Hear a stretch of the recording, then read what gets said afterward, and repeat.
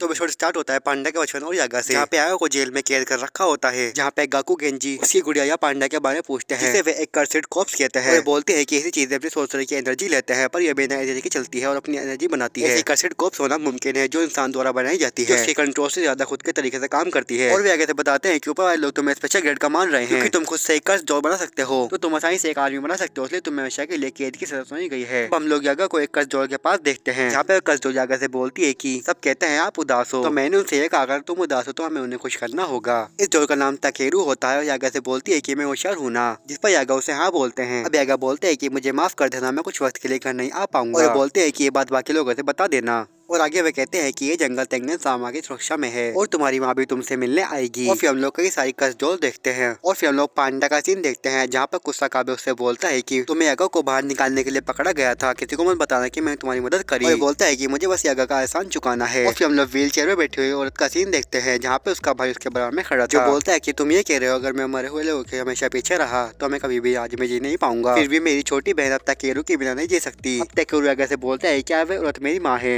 और यागा के हाँ बोलने पर ताकेरू फिर से पोज बना के बोलता है कि मैं होशियार हूँ, है ना। और ये चीज देख के उस आदमी की छोटी बहन समझ जाती है कि ये उसका लड़का है, और वह ताकेरू के पास जाने के लिए अपनी व्हील चेयर से बिगड़ जाती है और वह ताकेरू को गले लगा लेती है। अब यहाँ बताया जाता है कि उस आदमी की छोटी बहन ताकेरू के साथ नहीं रह सकती, क्योंकि यागा नहीं चाहते कि खुद से चलने वाली कर्स कॉर्प्स के बारे में किसी को पता चले। और फिर भी उसका बड़ा भाई सुर होते हुए शुक्रिया बोलता है। और फिर अगले सीन हम लोग देखते हैं कि आदमी यागा से बोलता है कि बिना किसी कर्सिड कॉर्प्स के तुम कहाँ जाने की सोच रहे हो। जिस पर यागा उसे बताता है कि अपने बेटे को देखने, जिस पर आदमी उसे बताता है कि तुम्हें मौत की सजा सुनाई गई है, पर तुम अगर उससे बचना चाहते हो तो मुझे बता दो कि तुम खुद से चलने वाली कर्स कॉर्प्स कैसे बनाते हो। जिस पर यागा उससे बोलते हैं कि गोजो की जाती है तुम बहुत हिम्मत वाले बन गए हो। और तब यागा को अपनी साइड में से गिटार बजने की आवाज आती है और साड़ी मुड़ने पर देखते हैं कि वहाँ पे गोकेन जी खड़े होते हैं। अब हम लोग बात का सीन देखते हैं, जहाँ पे गोकेन जी अपने स्टूडेंट को जाने का बोलते हैं। अब यागा उससे बताते हैं कि तुम आत्मा की जानकारी पाने के लिए शरीर की जानकारी का यूज करते हो, फिर तुम उस आत्मा की जानकारी को कर्सिड कॉर्प्स के कोर में डालते हो, और वह काफी नहीं है, तुम्हें 3 बहुत मिलती जुलती वाली आत्माओं के कोर्स को एक अकेली कर्सिड कॉर्प्स में डालना होगा,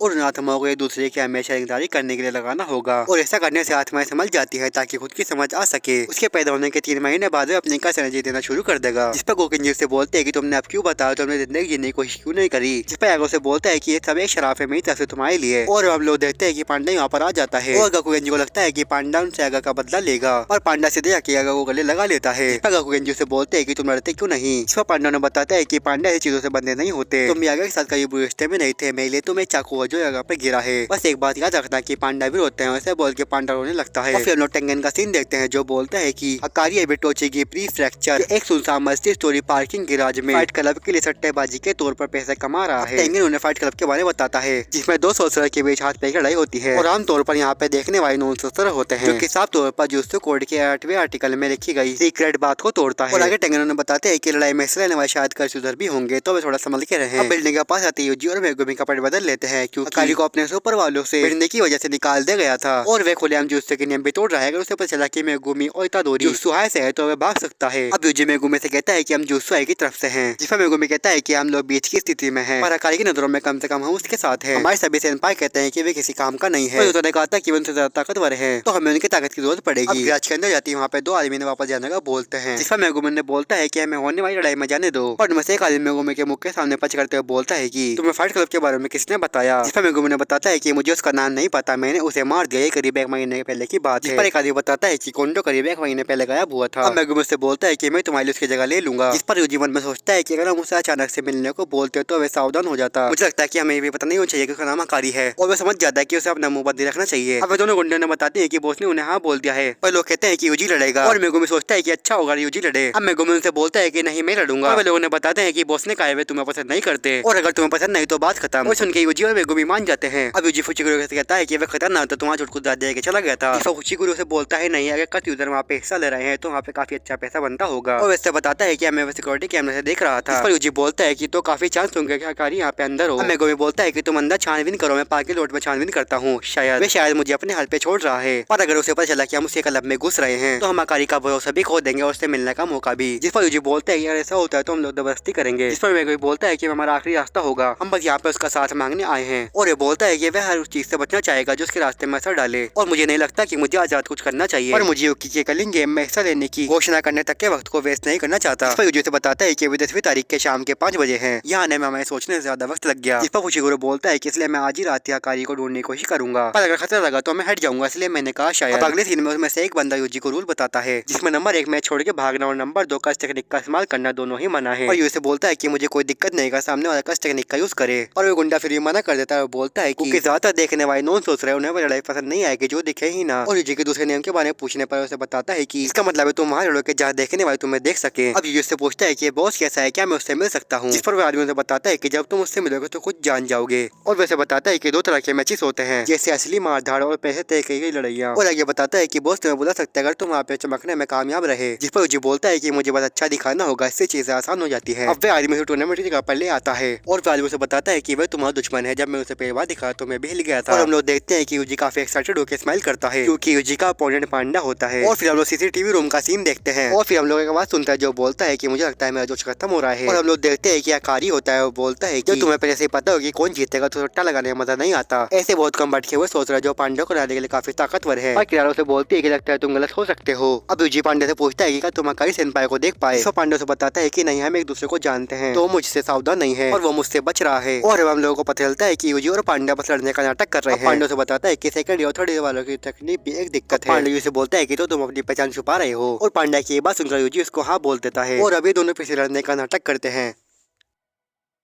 और ये पांडा को एक हल्का सा मुक्का मारता है। हम लोग देखते हैं कि पांडा काफी दूर जाके गिरता है और ये भी बस एक नाटक था और यूजी इस मैच को जीत जाता है। फिर हम लोग एक आदमी को देखते हैं जिसके पर हकारी का कॉल आया होता है और उससे कहता है कि जब टूर्नामेंट खत्म हो जाए तो यूजी को ऊपर छत पे भेज देना, उसके साथ एक सही कहानी ले सकता हूँ। हम लोग देखते हैं कि ये बात फुशिगुरो भी सुन रहा होता है और आज्ञाकारी बोलता है कि वह दूसरे लड़के के लिए भी चौकन्ना ना रहे, मैं बाद में ज्यादा सुरक्षा के लिए किरारों को भेज दूंगा। और आज्ञाकारी बोलता है कि मुझे अच्छा नशा महसूस हो रहा है, मैंने पहले कभी ऐसा जिंदा महसूस नहीं किया जब से मेरी पुरानी वाली ने मेरे सारे पैसे खत्म कर दिए थे। किरारा गुस्से से बोलते हैं कि पुरानी वाली की बात ना करे। और फिर अगले सीन में लोग पांडा और फुशिगुरो का सीन देते हैं। यहाँ पे पांडा बोलता है कि लगता है दोरी अकारी से मिल पाएगा। अब मेगुमी से पूछता है कि वह अकारी से क्यों नहीं मिल पाया। जिस पर पांडा से बताता है कि मुझे पता है वह कहाँ रहता है, वह छत के ऊपर वाले कमरे में रहता है। जैसे मंत्र वाले के पास जाने की कोशिश करता हूँ मैं फसला तय नहीं कर पाता। ये साथ गोजो सतोर की तकनीक जैसा लगता है पर यह शायद किरारा की तकनीक की वजह से है। जिस पर मेगुमी बोलता है कि पर तीसरे साथ वाला दूसरा लड़का था, क्या ये तभी होता है जब किरारा रूम में होती है। जिस पर पांडा से बोलता है कि मुझे नहीं पता, मैं ज्यादा जोर डालने या उन्हें भगाने के बजाय तमाशा करने वाला पांडा बनने पर ध्यान दिया और मुझे खुशी है कि तुम दोनों आ गए। अब फुशिगुरो पांडा से पूछता है कि क्या तुम्हें लगता है कि इतदोरी उन्हें बनाने में कामयाब होगा। जिस पर पांडा बोलता है कि ये मुश्किल है पर मुझे लगता है वक्त की बात है। इतदोरी खुश मिजाज और प्यारा स्वभाव अकारी के लिए अच्छा मेल खाता है और वह झूठ बोलने में बेकार है। फुशिगुरो से बताता है कि वह सिर्फ बेकार ही नहीं है, उसे झूठ को एक रास्ता समझने में भी दिक्कत होती है। पांडा से बताता है कि जैसे इतदोरी से रूम में घुसेगा मैं जल्दी और शांति से उस जगह पर कब्जा कर लूंगा ताकि उन दोनों के बात करने के लिए वक्त निकाल सकूं। पर मेगुमा के मना करने पर पांडा बोलता है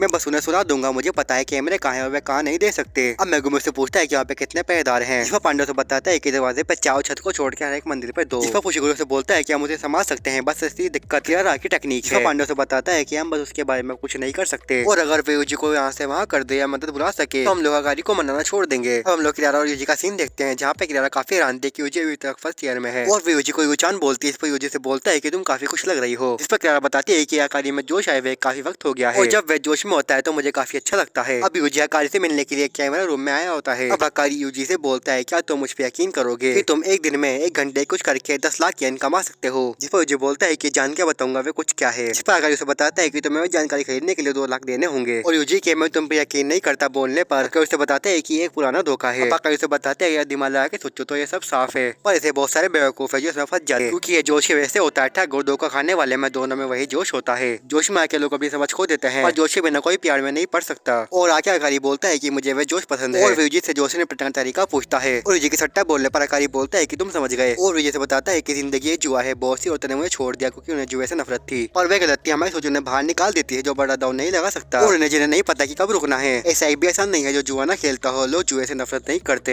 वे हारने या बर्बाद होने से नफरत करते हैं। और ये उससे पूछता है कि कोई ऐसे भी लोग हैं जो शांति से जीना चाहते हैं, पर अकाली उसे मना कर देता है। बोलता है कि मैं ऐसे किसी को नहीं जानता, मुझे जोश पसंद है, जोश जुआ है और जुआ जिंदगी है, और प्यार बस एक कंट्रोल है। आगे चल के मैं अपने फाइट क्लब के जरिए देश के जोश को कंट्रोल करना चाहता हूँ। इसका सबको पता चलना हेडक्वार्टर के मुश्किल से काम करने के साथ ये मेरे पास बिजनेस बनाने का मौका है। मैं अपने सामने आने वाली हर एक रुकावट को खत्म कर दूंगा और मैं अपने फाइट क्लब को दुरुस्ती के नियम में मंजूरी दिलवाऊंगा। और आगे अकारी बोलता है कि उसे एक मजबूत मोहरा चाहिए और वे तदोरी को ज्वाइन होने का बोलता है। पर तभी हम लोग देखते हैं कि अकारी का फोन बजने लगता है। अब अकारी तदोरी से पूछता है क्या वे कुछ पीना चाहेगा, जिस पर तदोरी से बोलता है कि शराब के बिना कुछ भी चलेगा। और तदोरी से बताता है कि मैं शब्बे शराब पीने के लिए छोटा हूँ। जिस पर अकारी से बोलता है कि गोजो भी शराब नहीं संभाल सकता। जिस पर तदोरी बोलता है कि सच में गोजो कौन है। अब अकारी से बताता है कि देखो ऐसा कोई भी सोच रहा नहीं है जो गोजो को ना जानता हो, तो तुमने अनजान बनने का नाटक क्यों किया, क्या तुम। और ये बात सुनकर यूजी गिलास छोड़ पीछे को होने लगता है। अब अकाई इस पे गिलास फेंक के मारता है और अकाई तदोरी को मारने की कोशिश करता है। और हम लोग देखते हैं कि यूजी बस उसे समझाने की कोशिश करता है। अकाई उसे बताता है कि जब भी उसे किराया कॉल आता है तो ये गड़बड़ का इशारा होता है। और ये एपिसोड यहीं पर खत्म हो जाता है।